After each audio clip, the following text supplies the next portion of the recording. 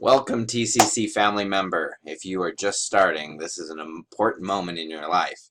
Now, assuming that you have already activated your trade risk, we're going to show you today how to transfer your monies from your trade or commission box, or a combination of both, into your exchange so that your money is compounding daily. Now, one of the idiosyncrasies that I figured out was that you can go ahead and activate your trade even if you haven't done your deposit yet. And then let's just say you got the money in a little bit late, you can then have your money starting to earn you money, even if it's just for one day until the following week. Any money or any account that is activated on Sunday at 4 p.m., they get their first trade deposit on the Tuesday afternoon. So usually it's about 4:30 Pacific Standard Time that we see any trade results. So anyway, so don't get impatient. It's a lot of fun. I'm going to now switch to a different screen and we're going to show you how to do a trade amount transfer. So here we go.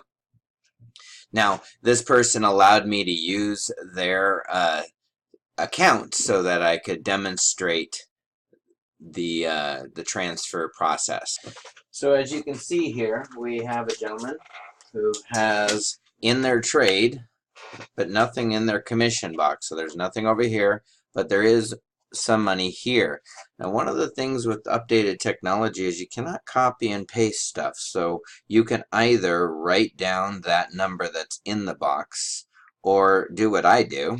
And I always say do what I do, not because my way is the only way, but because my way works and I don't have issues. And every time I get a call from someone saying I can't get my stuff transferred, it doesn't work, I have them do it my way and it works. So anyways, that being said, it's not an issue of pride, it's an issue of getting stuff done.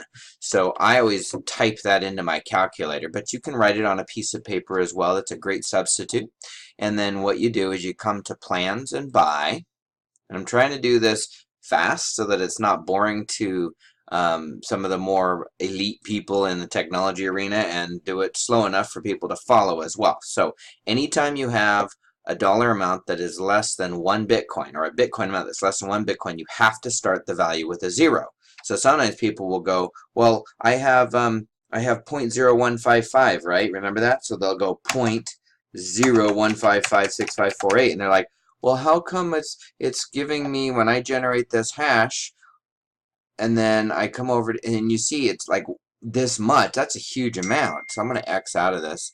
And you cannot highlight this and then start, because it just does that. For whatever reason, I'm not going to argue. I'm just going to say it's what it is. You have to backspace out, go 0.01556548. So that was the amount. So I'm going to hit generate hash, and I'm going to hit generate hash.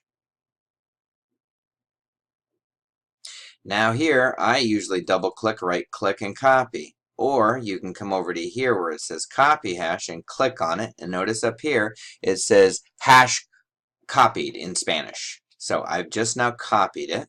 I'm going to come back up here, and I can either go to my financial hash or send that hash to somebody else who's going to pay that amount. In this case, we're just transferring our trade into our exchange pile. So we're going to hit that.